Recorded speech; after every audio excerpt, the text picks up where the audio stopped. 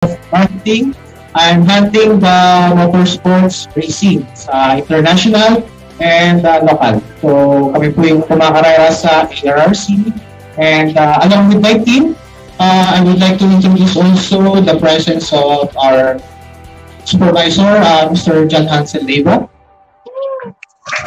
He's handling both racing and safety, yung YRA. And we also have our safety instructor, our chief instructor. Nag-iisa sa Pilipinas, Mr. Neil Hindal. So guys, this track day is special for everyone because may mga autovloggers, media tayo, and at the same time, yung mga white clubs natin na napaka-loyal sa Yamaha. So palakpakan natin sa hindi natin for being here! Ayun, so excited na ba kayo? Sige, hindi na magtutumpik-tumpik pa. I-discuss ko lang kung ano yung mga mangyayari ngayong araw. So, time check, it's 8:40. Bali mangyayari ngayon, magkakaroon lang tayong opening remarks. Then, after ng opening remarks, magkakaroon tayo ng introduction ng ating mga riders, international. Then, magkakaroon also tayo ng track briefing along with Sir Eman sa track manager ng Carmona. So, after naman yan, proceed na tayo sa Yamaha Riding Safety Science. Yan. After ni Sir Neil, diretso na tayo ng discussion with Coach Joey Storm Rivero. He will be teaching the basic scientific riding. So, around 10 to 10:30, matatapos yung lecture natin. So, tsagaan nyo lang po muna pag-upo. Then, meron din konting pa yung si Sir Neil. Later on. Matutuwa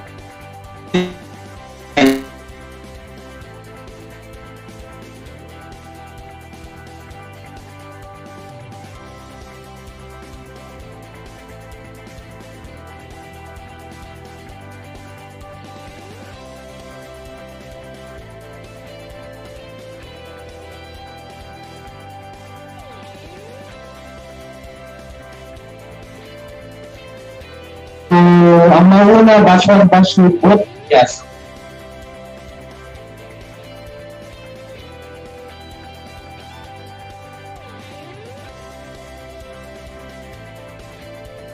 Okay po siya.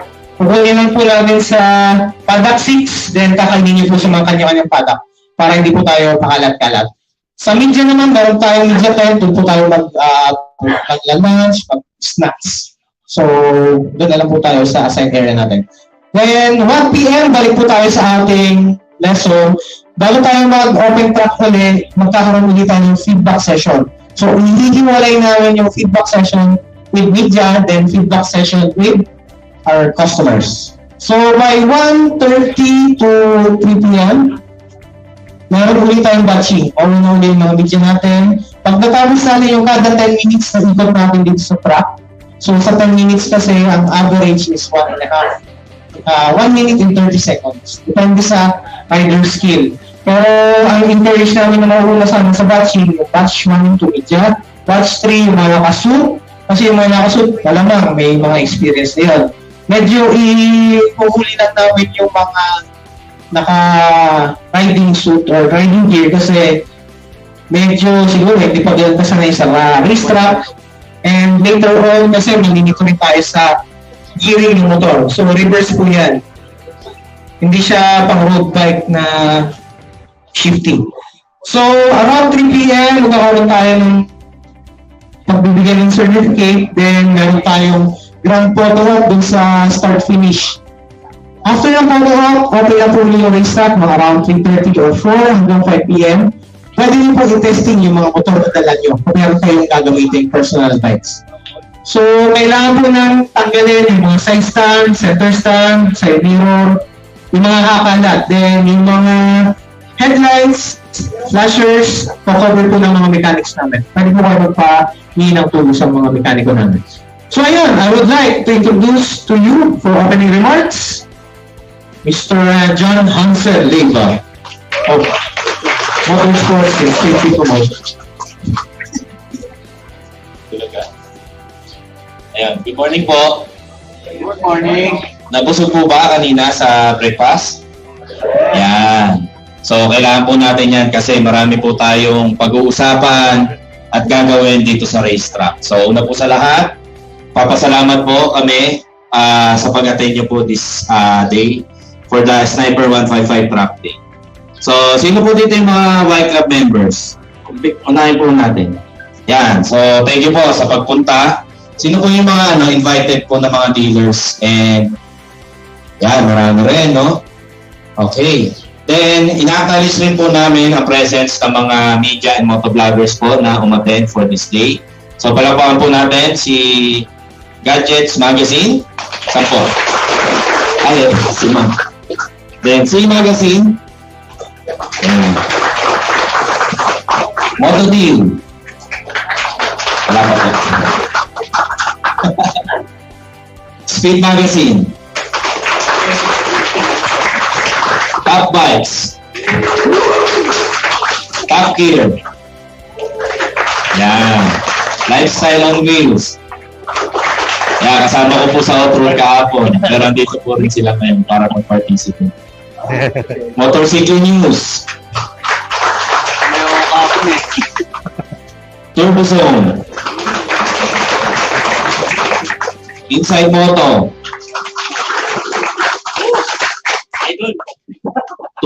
Tuner. Then, ayan, nasa gilid. Motodeck.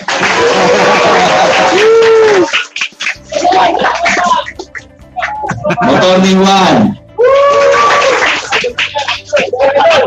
Boss Big. Idol! Motopox. Idol! Motopet. Eh, meron po pala tayo isa pang guest ngayon. Si Boss Kiko Matos TV. Nakating pa lang. Okay pa lang. Napagod ba kahapon? Hindi naman. May abang eh. Pati ka rin mamaya. Pati ka rin. Ayan, so andito rin po siya. Medyo na-late lang kasi nag-off-road po kami kahapon. Okay? So yun, bali ang nangyayari po sa atin ngayon, marami po tayo matututunan na pwede po natin i-apply sa kalsada. Pero ang pinaka-essence po nito is for you to know na di pa po ang karera, hindi po siya ginaganap sa public road, national road, sa kalsada. Ginaganap po talaga siya sa mga control area like circuit, racing circuit. So yun po yung gusto namin iparealize. Kaya po kami nagkakandak ng ganitong programa. For you to know kung paano po yung tama when it comes to racing. So yun, nag-hire po kami ng magaling na coach. At the same time, kasama rin po natin yung mga staff ng Carmona. So ituturo po nila sa inyo kung paano po talaga yung tamang pag-handle ng motorsiklo sa racing side and yung mga rules and regulation po sa karera. So para po next time, pag po gusto po nating ulitin, so alam nyo na po yung gagawin. And may share po natin sa iba na hindi po ginagawa ang karera sa kalsada, sa racing circuit po. Okay? So yun, enjoy po natin yung umaga hanggang hapon. So pagsasawaan po natin yung racing circuit ng Carmona today. So thank you very much. Okay, thank you very much, Sir Hansel. Okay, so guys, may I call on now for our two international riders, Mr. Giancarlo Mauricio, April Mascardo. So guys, this coming November, Single yan, single. okay. Pareho ba kayong single, guys? Sige na, okay. Sige. Parang hindi pa balita kami isang araw, Anyways, guys, this coming November 18, 19, 20 will be the last leg of TRRC. So as of now, they are battling for second and third position for this year. So, maasan ba namin yung supportan nyo, guys? So, ngayon, pang top 6 ka, no? Pang 5 sa overall points. So, supporta lang po tayo lagi. And last time, yung Malaysia, napanood yun naman po siguro yung nangyari. So, supportan talaga natin sila. So, kung hindi tayo susuportan nyo, hindi sila magkakalakas ng loob para gawin lahat ng mga ganyung bagay. Okay? So, ngayon, anong masasabi niyo sa mga guests natin today? April. Hello po, good morning.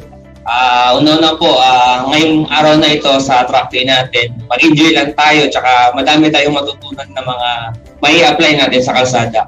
And syempre po, mag-iingat po tayo. Ayun po. Thank you. Thank you, Pao. Ito naman, Carlo. Raul. Ayun po, salamat po sa pagpunta niyo dito po sa track day. So, enjoy po natin tong track day na to at gawin po natin tong opportunity para po matuto tayo at i-apply po ano po yung mga ituturo ni Coach. Yun po, ride safe po sa inyo. Ingat po. Okay, salamat sa mga mensahe. Sa ngayon naman, anong maaasahan ng Pilipinas sa inyo ngayon? Sa last leg for next year. Ano makikita namin? Ano yung expectation?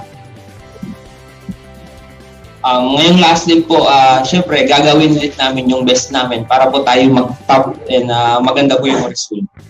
And next year naman, pupursigahan din namin yung mga kumbaga training, tsaka yung chemistry namin dalawa. Yun po. Okay, sample nga ng chemistry na yan? Hindi, biro lang. Ganun ang talo.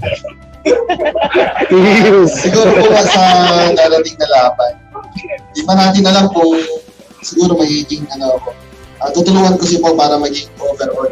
Pero sa next year naman, siguro target natin overall champion naman tayo. Tayo yung alam Pilipinas. Sagot po natin yun. Okay, maraming salamat sa inyong mga mensahe. Okay, thank you. So, ride safe lagi and kayo ang pride ng Pilipinas. Let's go! Okay, so bago tayo mag-proceed kay Sir Neil, may konti lang tayong briefing pagdating sa racetrack. So, pwede ko bang ma-invite si Sir Eman? So, mabilisang briefing lang tayo sa racetrack, then diretso na tayo kay Sir Neil.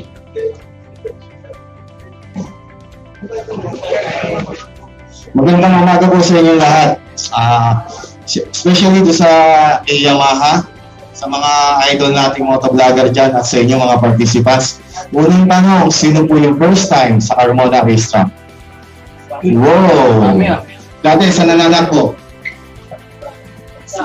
Elsa. Marilaki. Okay, Marilaki. And then at kung saan pa? Parang nahihirapan na huminga. Anyway, ako nga pala si Eman ng Carmona Racetrack. Dito sa group of racetrack, kasama si Clark at saka si PRC, saka si Palawan at kami, may mga sarili kaming rules. Kung ayaw niyo sa rules namin, malaki yung game. Malinaw. Rule number 1, may mga basurahan kami dyan kahit hindi ka basketball player, yung kalat mo kaya mo i-shoot. Kopya?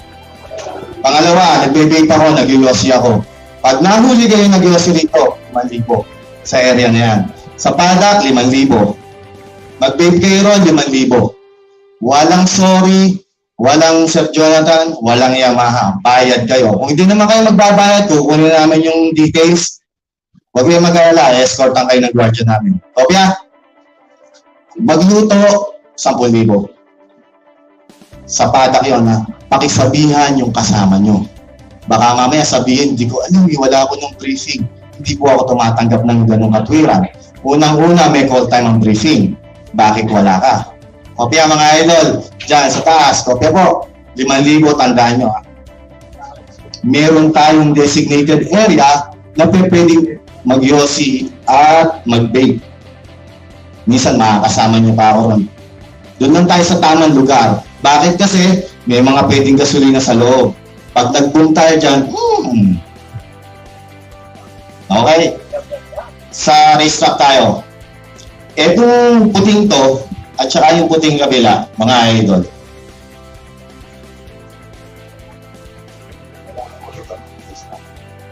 Anyway, hanggang sa dulo, meron kami tinatawag na white lane. Pagka nag-cross ka ron, pag nag-cross ka ron, may penalty. Sa go-kart, 5,000. Lumabas yung gulong. Hindi ako nagbibiro. Nanguhuli talaga kami. Sa motor, tinanggal ko isang 0. 500. Kasi itong racetrack, lalo na to, straight line o stretch na tinatawag. Crucial yan. Tapos turn 1. Yung unang liko, mga idol. Kamote ka sa kalsada, huwag mong gawin dito ka matututo. Pag nag-short ka ng ganon, ang tulin lang na dito. Baka yung 500 mo, ulang pa. Tama? Yung white lane, sundan nyo yan, merong arrows, 5 arrows. Ubusin nyo po yun, mga lods. For safety yun. Tapos tingin sa kanan. Okay ah? Binibigay, pagka nag-violate naman kayo, may video yun. Merong video yun. Malamang magbabayad yun, kakamot na lang ng ulo. May violation mga idol ah. Ngayon, pagka nag-counterflow ka naman dito, sa pit lane area, 5,000. Bakit ka naman magka-counterflow one way? Pit lane in, mga lods. Pit lane in. Pit lane out. And then racetrack na yun. Yung ambulansya natin, okay na. Nandiyan na. So, sa mga sesemplang, mga idol, sakit. Sa mga sesemplang, pakiramdaman nyo muna yung katawan nyo, sarili nyo. Hayaan nyo muna yung motor. May mga marshal tayo na mag-a-assist sa inyo. Halimbawa, kaibigan nyo yung sumemplang, huwag yung hihintuan para tulungan. Kasi baka pagka huminto kayo, yung nasa likod nyo magulat, di sama-sama na kayo. Hayaan nyo siya, may marshal na magtutulong. Pakiramdaman nyo yung sarili nyo, huwag agad kayo basta babangon. Kung okay naman, okay na yun. Huwag kayong mahiya, kasama talaga yun, nasa race track kayo, mga lods. Gusto namin kasi dito, matuto kayo at mag-enjoy na pwede nyo i-apply sa kalsada. No, yung disiplina. Maswerte kayo, kasama nyo si yung mga riders natin, yung mga idol natin, yung mga motovlogger natin na nananakbo talaga ng racetrack. So, yun lang naman. Tapos, i-discuss na namin yung flags para maging aware kayo. Una-una, mga lods, yung flags, yan yung tanging komunikasyon ng mga marshal at saka kayo. Hindi tayo pwede magsigawan. So, kailangan matalas ang mata nyo. Kung malabo mata nyo, huwag na kayo magmoto. Mag-swimming na lang. Baka hindi ito yung sports na bagay sa inyo. Kasi malabo mata eh. Tama? Yellow flag. Pag nakita nyo yung yellow flag, precaution yan mga idol. So, friend. Hindi naman tayo karera. Ang i-briefing ko sa inyo, for track day lang. Kasi pagkakarera, may komplikado. So, pag nakita nyo ang yellow flag, bago kayo dumating sa turn, mag-slow down na kayo. Slow down. Tapos, maging mapagmatcha kayo. Kasi, lalo na sa turn 1, bulagang section yan eh. Mga idol. Ano kayo? Slow down, tapos mapagmatcha kayo. Observer. Yun lang naman. Yellow flag. Ito, pula, siyempre stop. No? Suspended yung session. Suspended, bakit? Merong malalang aksidente o kailangan itigil ng organizer yung session para na rin sa safety ng bawat rider. Pag nakita nyo yung red flag, hindi yung, halimbawa, nakita nyo dyan sa pwesto nyo, dyan kayo titigil. No. Ikot pa rin kayo na racetrack. I-declare ni organizer o ni marshal kung to pits o to green. Yung pits, ito yung tinatapakan ko. So, red flag. Pangalawang condition ni red flag, pag nahuli kayo ng white lane. Pag nakita nyo yan, pumasok na kayo. Ibig sabihin, may problema. Pasok na kayo. Tinuturo yung motor mo, ikaw, pasok ka na. May violation ka. Pag hindi nyo sinunod, yun na yung sinabi ko kanina. Red flag. So ito mga lods, green flag, parang traffic light lang yan. So good to go tayo. Good to go. Kung kaya nyo umupa kayo. Pag nasanay na kayo. Green flag. Mga lods, ito, sa karera lang namin talaga ginagamit. Pero iaano ko na rin sa inyo. Bibigay ko na rin yung, ibabahagi ko na sa inyo yung part ni blue flag. Mabagal ka masyado. Ganun ko na lang pahit. Mabagal ka masyado, mabilis yung nasa likod mo. Ano dapat mong gawin? Stay on your line. Huwag ka nang mag-swerve.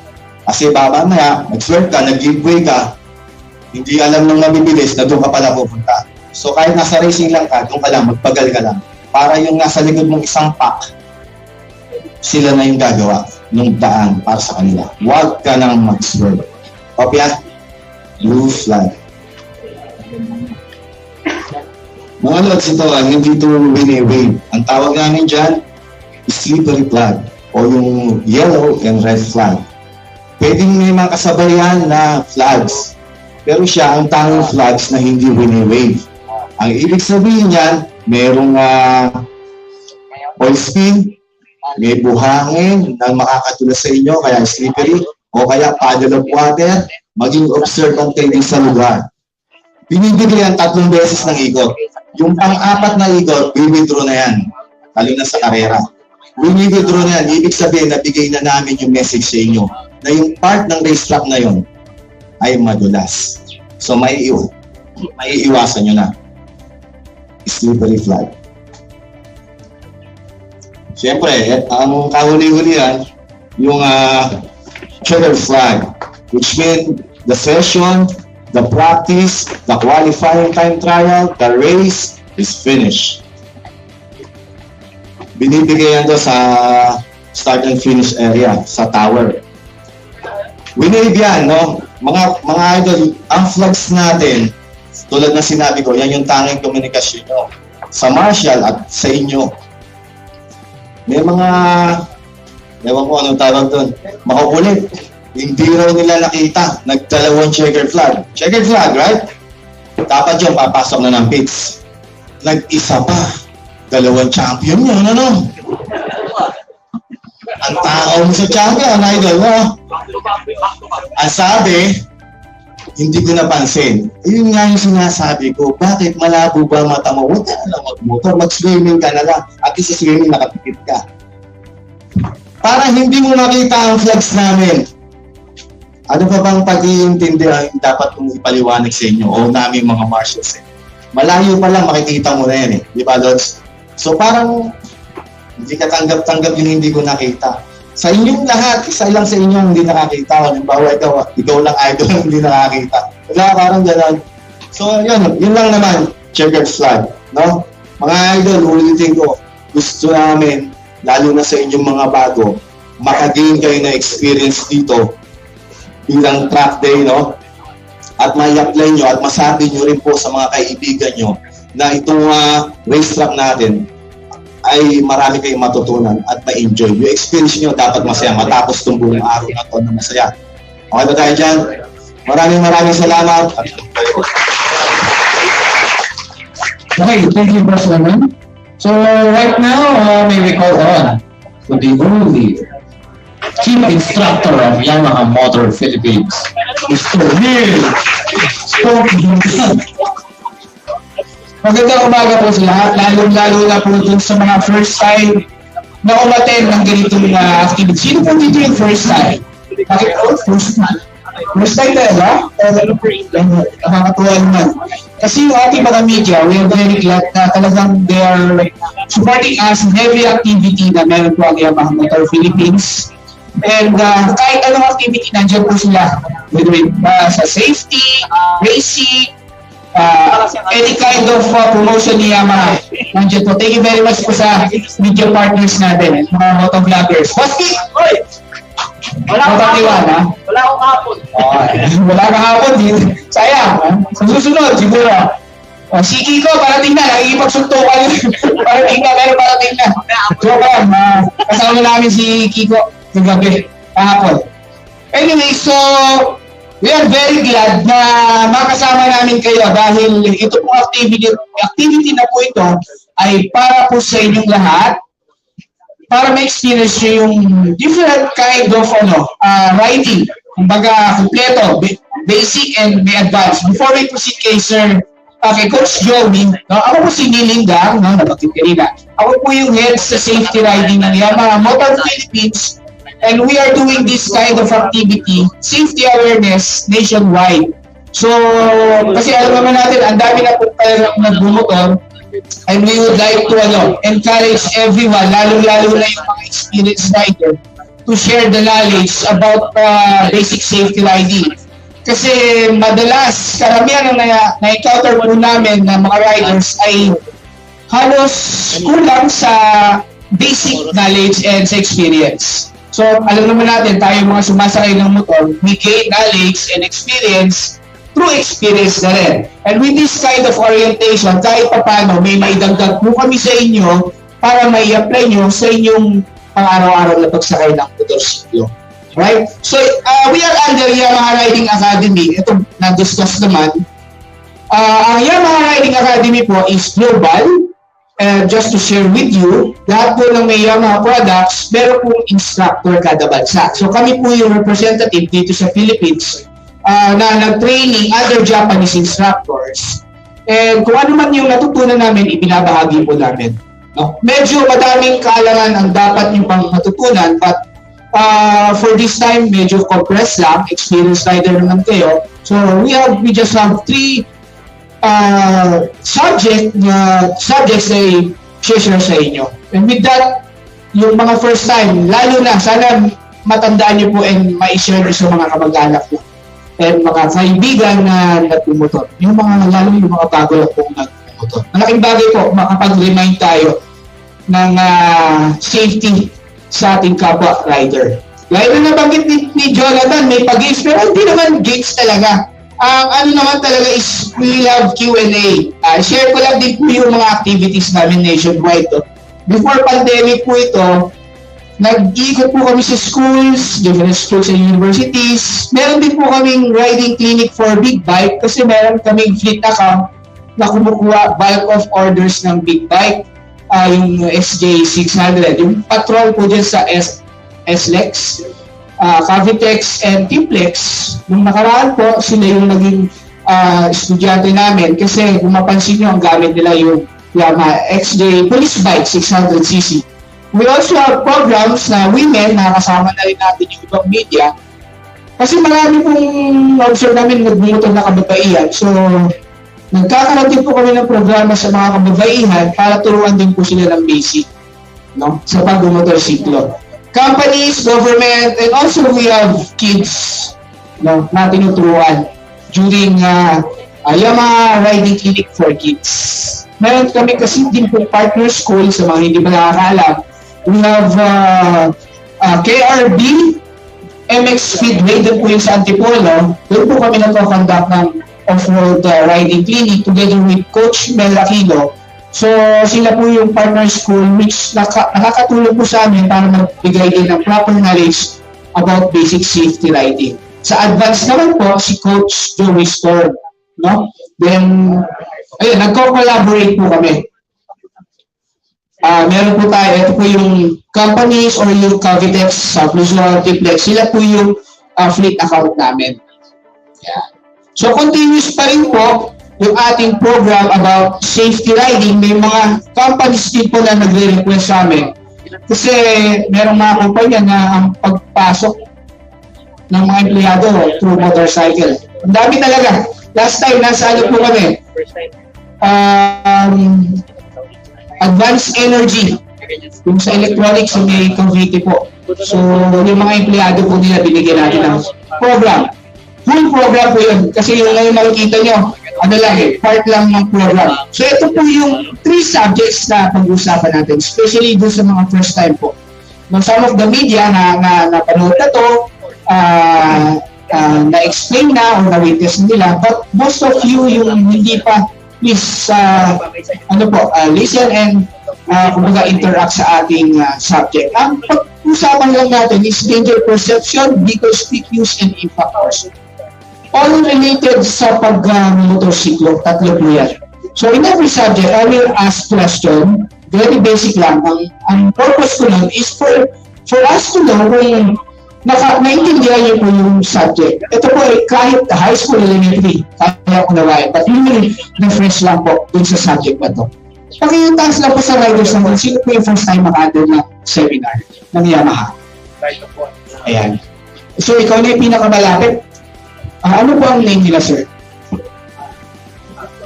Divan. Divan. Taga saan po kayo? Alaokan po. Alaokan. First time din sa racetrack. Yes, good. Saan dealer po kayo na-invite? Anong dealer? Okay. Ano pong expectation niyo for today? Enjoy lang. Enjoy and sana may matutunan. Ikaw na yung muna akong tatanungin later sa first question natin about danger perception. Okay lang po ba? In every subject, meron tayong video. Panoorin niyo lang po yung video. Sana makita niyo dyan. And I will ask question. So for sure, kita mo po. Okay. Danger perception, different situation sa kalsada. So i-refresh natin kung ano yung mga possible risks dapat iingatan natin or as a rider, mag-ingat po tayo. And ano ang kinakailangan or anong mensahe din sa video? Okay sir? Ready ka lang? Good. Siyempre may prize pagka nasagot mo.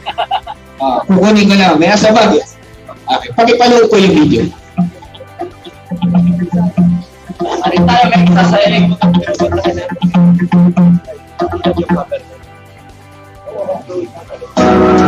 Trucks, buses, cars, motorcycles, bicycles, and pedestrians all share the road.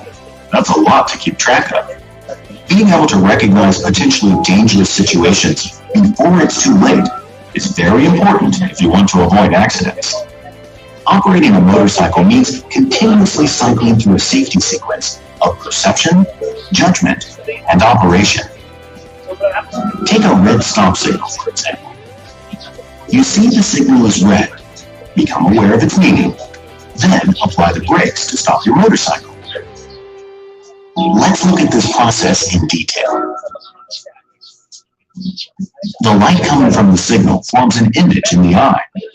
At this point, you do not know what this image means. It is not until the information transmitted from your eye reaches your brain that you recognize what you have seen. Based on this information, the brain makes a judgment about what to do next. It then sends instructions to your limbs, and finally, you apply the brakes. Naturally, it takes a certain amount of time from the moment you perceive the red light to the moment you apply the brakes. Let's see just how much time with a small experiment using a flag. A flag was waved. It took exactly 0.4 seconds for the brake lamp to light up after the flag was waved. In this instant of time, your brain is going through the process of perception, judgment, and instructions for operation. Now let's try an experiment with 3 different flags. A blue flag will signal a change in course to the left, yellow, a change to the right, and a red flag will signal the rider to stop. The rider does not know which flag will be waved. The blue flag was waved, so the rider changed his course to the left. The next flag is red, the signal to stop. Let's measure how long it took from the time the flag was waved to the time the motorcycle begins to stop. The flag was waved.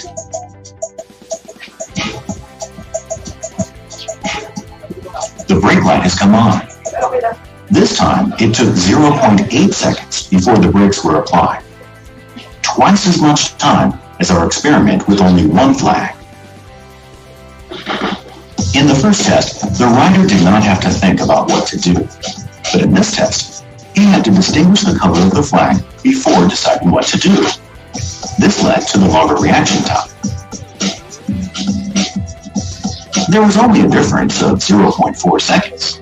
But in this short instant, a motorcycle traveling at 50 kilometers per hour will cover a distance of 5.5 meters. It is generally accepted that it takes a minimum of 0.8 seconds from perception to operation when riding a motorcycle. Cutting down this reaction time as much as possible is an important factor in safe riding.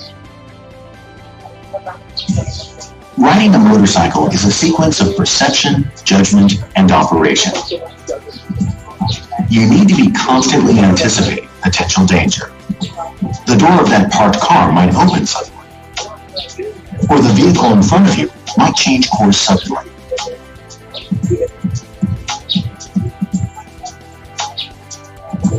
Constant anticipation of such dangers leads to quicker reactions and safer riding.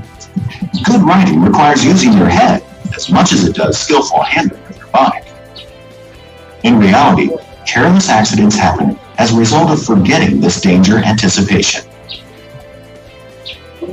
such as an accident caused by failing to stop at a stop sign, forgetting to signal when you start riding, or changing lanes without first checking around and behind you. If a safe following distance is not maintained, there is much greater danger of a rear-end collision should the car in front of you stop suddenly. At night, you can only see as far as the light from your headlamp allows. It takes longer to recognize pedestrians and other vehicles because they are harder to see. When riding at night, you are also more difficult to see. Riding at night requires much more care than during daylight hours. This image attempts to reproduce the visual effects of alcohol influence. Do you think you would be able to ride safely under the influence?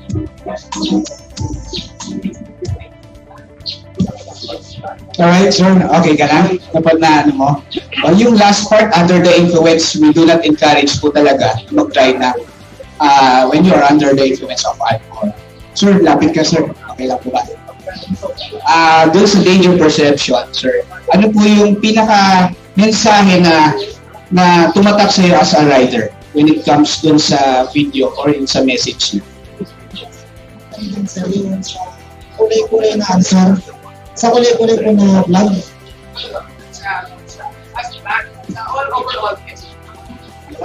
Kailangan po pagka huwing alerte sa daan. Thank you very much. Focus yung alert. Yung pagiging kumbaga 100% attention when it comes sa road. No? May mga flags na ipinakita, no, yung differences. Pero ang pinaka-main objective doon is for the rider to have focus sa kalsada. No? Kasi kung ano yung makita mo, yun yung magiging reaction mo. Same with the racing map mamaya. Ituturo naman yun. We need to look advance. No? Kung i-collab natin sa basic, you need to look advance, but syempre yung focus mo din sa kalsada. Kasi meron tayong experience kung minsan nakatingin ka nga po sa advance diretso pero nasan yung isipan mo? Wala sa right or wala sa road o sa kalsada.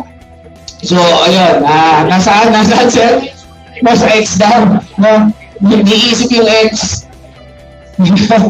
Anyway, so yun ang natin, i-control natin. Sir, thank you very much sa iyo. Bibigyan kita lang souvenir. Ito binigay ito. Tatlo lang kasi, no? Ayan. Thank you, bigay ni Paring Bale. Anyway, isang mensahe lang before I proceed sa next subject natin, being busy boy. I would like to acknowledge Motodek. No? Motodek. Si Trupa. Kasi yung napanood ako sa kanya, napakaganda ng art niya, ng bitawang salita. Ito I think sa right PH to.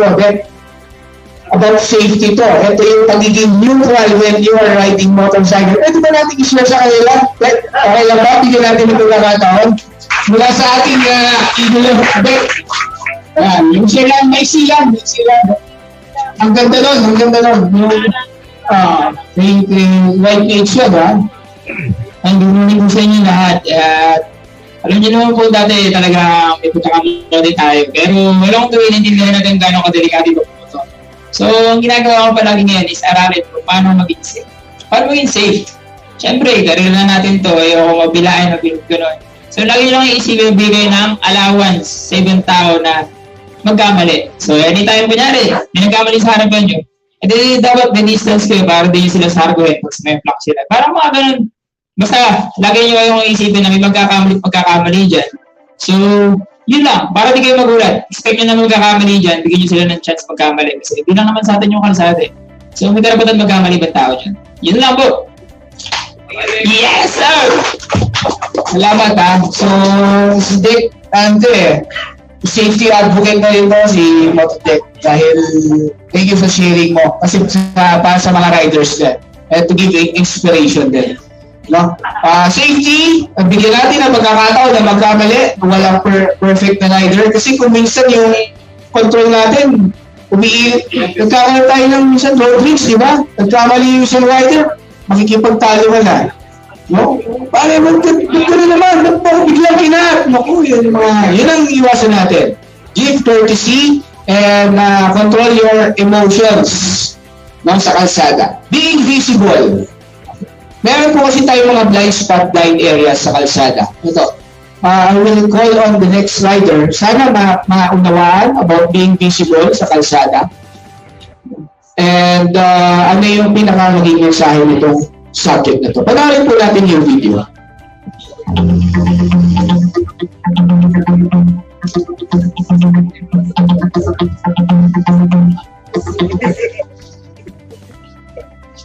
Safe motorcycle riding is not only about seeing, but also being seen. To be conspicuous, it is important to understand how other vehicle users see you and your motorcycle. A minivan is waiting to make a right turn, and the motorcycle tries to squeeze past it to go straight. Uh-oh, an oncoming car is also going to turn right from the opposite lane. It is completely obscured from the motorcycle rider. The car driver cannot see the motorcycle rider either. In this kind of situation, you always have to be aware of blind spots you may encounter in traffic. Keep in mind that your blind spots and the blind spots of other road users are not always the same. The rider is easily able to see the car and stops close to the car's mirror, so he assumes he is visible to the driver. But in actual fact, the bike is not reflected in the mirror at all. The red area shows the car's blind spots. Trucks without rear windows cannot see directly behind them. Because the driver's seat is so high, he also has these blind spots. It is important to avoid blind spots like these. If you find yourself in one, move quickly to a position where you will be visible. Even in a case where two road users can see each other, their eyes can play tricks on them. Will the car driver's perception of their distance from you and the speed at which you are approaching be the same as your perception of them? Here you see three balls. Which do you think is the largest? They all look the same size, but are they really? If we look from a little higher, we can see that they are all different distances away. If we rearrange them and line them up, we can see that they are in fact very different sizes. A similar illusion is created when trying to judge the distance and speed of an oncoming vehicle. Let's watch a large ball and a small ball approach the camera at the same speed. Doesn't the small ball appear to be moving more slowly than the large one? Even when moving at the same speed, how quickly an object appears to be approaching will change depending on its size. We tend to estimate distance by the size of an object, and its speed by the rate at which it becomes larger. Thus, a motorcycle, which is smaller than a car, appears to be further away and moving more slowly than it actually is. When entering an intersection, it is important to pay attention to the movement of oncoming vehicles. It's also important to try and make yourself as conspicuous as possible to other drivers. Here we see two motorcycles in the rearview mirror. Which is easier to see? It's important to ride with your lights on, even in the daytime. This makes you much more visible. By the way, are you familiar with glare phenomenon? First, let's look at a scene of sudden reappearance. Now let's watch that one more time. This time, imagine you are riding a bike when you see this. This phenomenon occurs at night when overlapping light from your headlamp and the headlamps of an oncoming car cause an object or person to disappear for an instant. It's not a trick. Be especially careful on rainy nights. When the roads are wet, they reflect light, making the effect even worse. Remember, avoid by positioning yourself so other road users can see you. Also, being aware of the many optical illusions you will encounter is a part of safe riding. Being visible, pag nakamotor kasi tayo, hindi agad-agad mapansin. Let's check kung kung napanood. Tatawag lang ako, random. Hindi ko po kasi sa attendance lang po ito. Sige. Milyares, Catalino, dito po. Sir, ayan, at least malapit. Napanood po sir yung video? Video? Okay. Sige, sir, ano po yung masasabi mo dun sa being visible na subject natin? Isang mabilisang sagot lang. Catalino Milyares po. Yung napapansin ka agad yung paparating na tapos naka-open lagi yung ilaw para pagdating mo, mapapansin ka agad sa side mirror ng sa unahan na sasakyan. Yung sir, yung ilaw sa gabi. Para pagka yung sa lubong na yun, para makita rin yung tao na dumaan. Thank you, sir. Kala ko yung ilaw sa gabi yung hinahanap ko eh. Baka ibang ilaw yun. Anyway, so tama naman, yung glare phenomenon, please observe doon. Pwedeng maging invisible po yung tumatawid, no? Nagkaroon ng cross beam or sa lubong yung ilaw. Lalo na po, na-experience ko din yan, pagka naka-helmet ka tapos umulan pa. No? Pwede kayong magkaroon temporary blindness doon pagka gano'n. So, ingat po sa ganong situation. Also, sa blind spot, blind area, I think meron dito. Meron kasing kung minsan may mga rider ayaw mainitan, tumatabi sa truck. Natatawa si sir, baka ganun na ginagawa mo sir, ingat tayo. Iwas po tayo. Siya yung truck driver, ha? Ingat tayo. Pagbigyan natin yung mga riders, no? Kasi hindi na maka-atras eh. Pagka naipit na lalo pag bumili ko, po.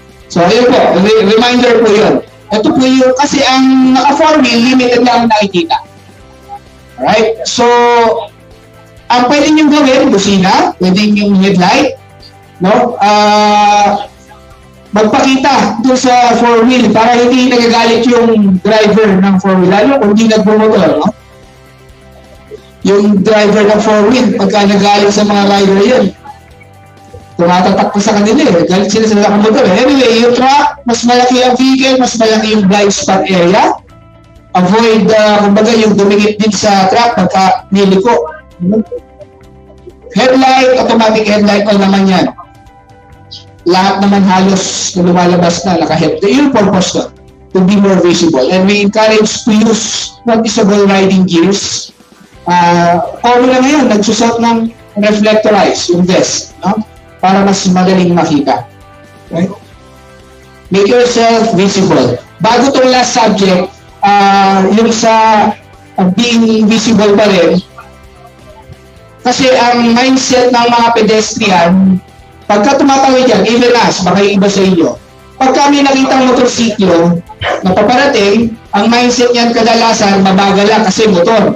Di ba po? Pero kapag ang nakita niya ay truck, malaking vehicle, magdadalawang isip na tumawid. Kasi mabilis, nagbabase sa size.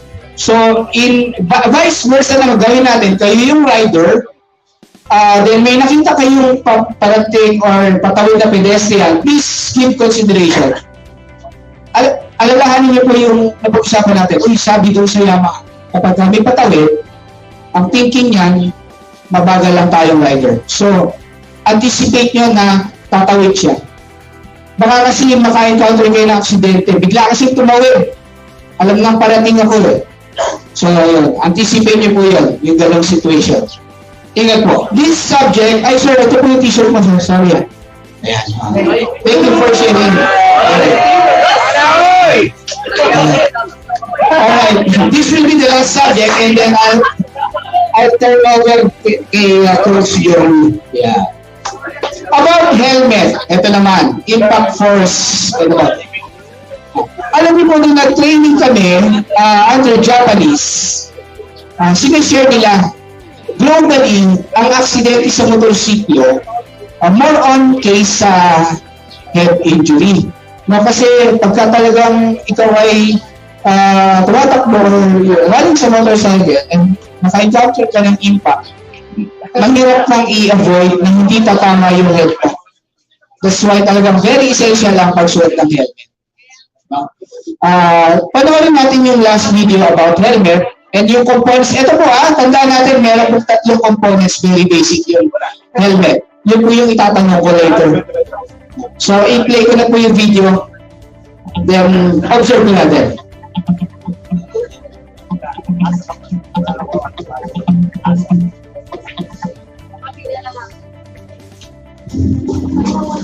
This is the helmet of a rider who crashed on a motorcycle.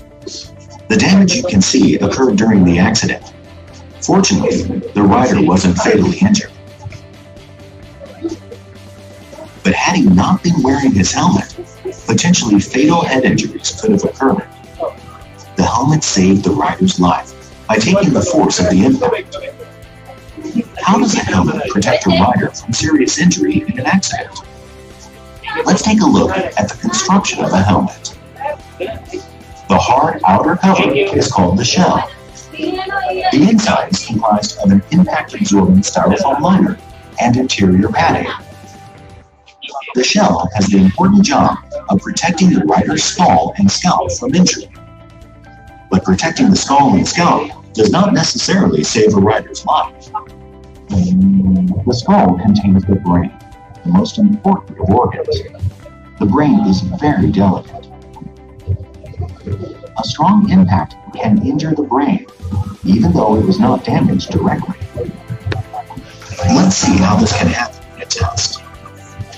Take a plastic container full of material as soft as the brain and drop it. The plastic container is undamaged, yet the material inside has been smashed. This is how the brain can be injured, even though the skull and scalp are undamaged. The helmet uses its impact-absorbing styrofoam liner to protect the brain. Let's see how this liner works. Think of this egg as your head. First, let's place the egg in a container so that it is in direct contact with the container bottom and put a lid on it. Drop the container from shoulder level and you will find the egg has broken. Repeat the experiment, but this time put a styrofoam pad under the egg and drop it from the same height. The egg remains unbroken, even if the styrofoam pad has been slightly dented. The dent may appear minor, but in fact, in that instant of less than 100th of a second when the impact occurred, the styrofoam absorbed the impact force, saving the egg from damage. This demonstrates the incredible protective power of a helmet's liner. But now that the styrofoam has absorbed one impact, will it be able to protect the egg again? This time the egg broke. This is because the first impact compromised the structural integrity of the styrofoam. Likewise, once a helmet suffers a strong impact, the styrofoam liner will be weakened, even if the outward appearance of the helmet and liner appear normal. Imagine what could happen to you if you use a helmet that looks okay, but has actually suffered impact damage.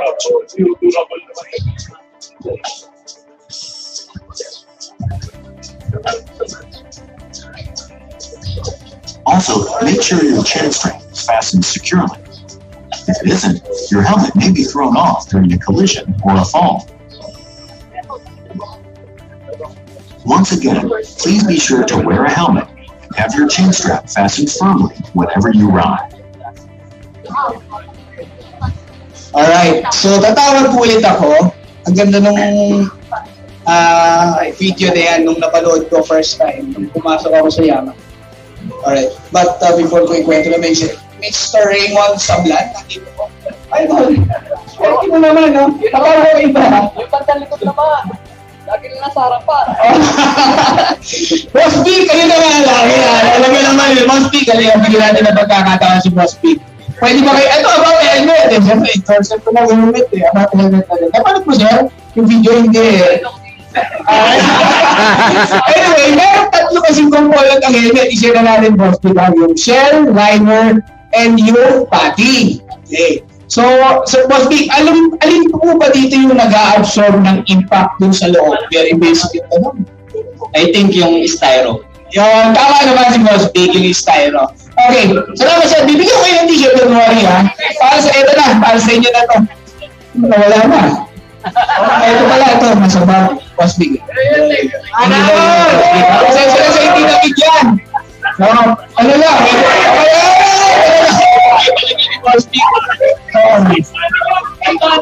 Bawali na po ko, tama daw sa media. Boss B ba? Styro yung nag-absorb ng iba.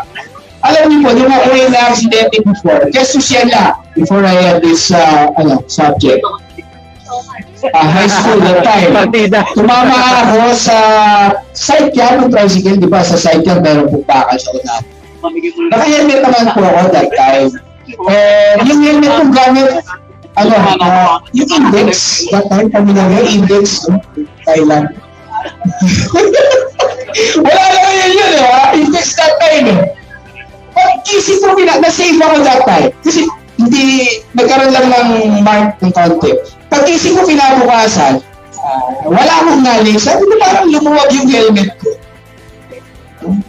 Until such time, 2011, nung pumasok na ako sa Yamaha, nung napanood ko itong video, na-realize ko na yung helmet ko pala, kaya lumuwag because of the styro, na nagkaroon na compress na yung yung composition niya. Kumbaga nakapag-absorb na ng impact. That's why yung end, yung demonstration kayo na yung iba, yung pakibilang naman. So, yun ang highlight doon, na kapag ang helmet nyo na-involve na sa impact or sa accident, hindi na natin nire-recommend na gamitin pa or natin tayo. Kasi risky na po siya. Yun yung reminder. And all our riders, all our racers, kapag ka na-involve sa accident yan, as much as possible, pinapalitan na po nila. They use another helmet and collection na yun. The rest is history.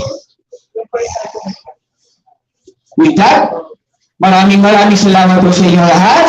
And look na enjoy ngayon. Please ride safely. All our video partners and vloggers, maraming salamat po sa support. Palaganap natin ang safety riding dito sa Pilipinas. Thank you very much. And let me call on Coach Joey. Nandito na ba? Kasi may kakasama ko.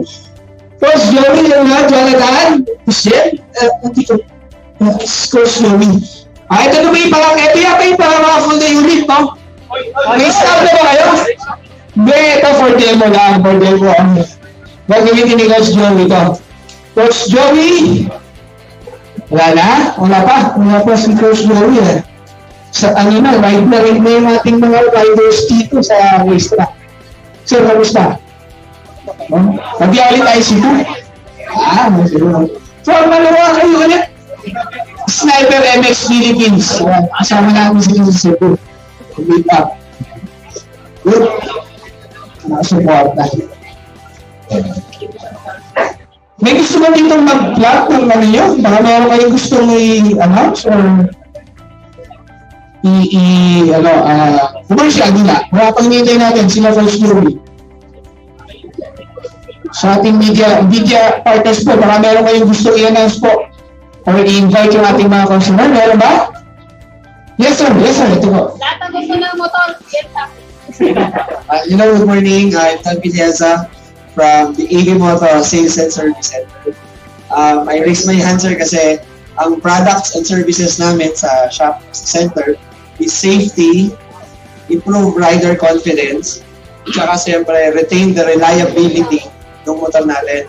We are located at North Caloocan City, dyan sa Camarin. We are only 4 kilometers away from SM Pyramid. So thank you for being part of this, for inviting us also, Yamaha Philippines. Again, we are AV Motor Sales and Service Center sa North Caloocan City sa Cavite. Ayan, ha, yung mga taga-Caloocan, kasama niyo siya, classmate niyo siya ngayon. So, pag may time kayo, kwentuhan lang kayo mamaya kayo siya, para please, mabigyan kayo ng, or ma-invite kayo dun sa kanyang in-endorse. Yes, Sir Roger, meron ka lang dadagdag? Saan? Web crush, ayan.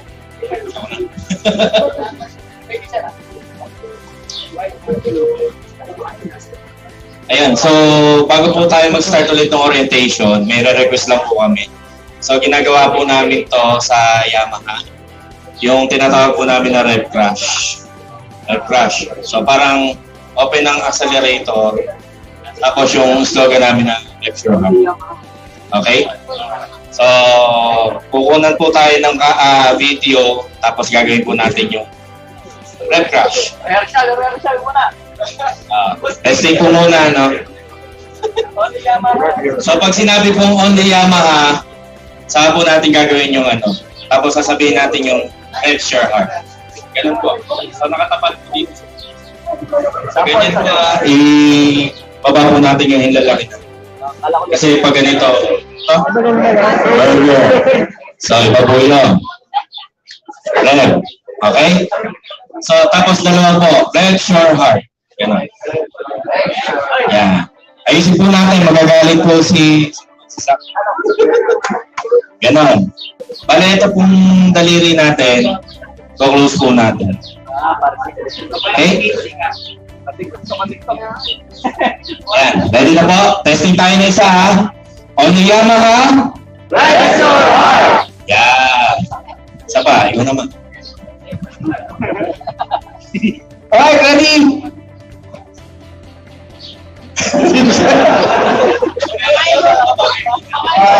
Baba muna, on the Yamaha. Lecture hard! Ay, Nakatap po natin.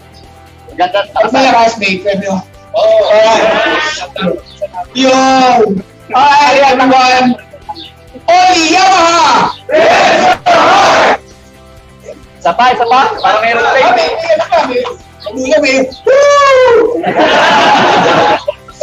Alright, para masaya. Alright, ready? Stand by. Asan si Jack? Tatakbo yan. On the Yamaha.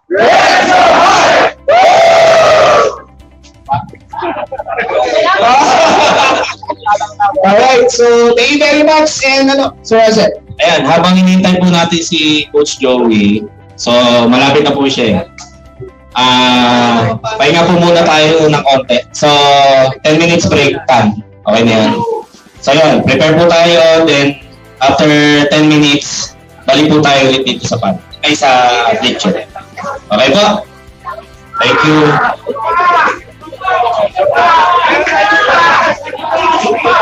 Roba!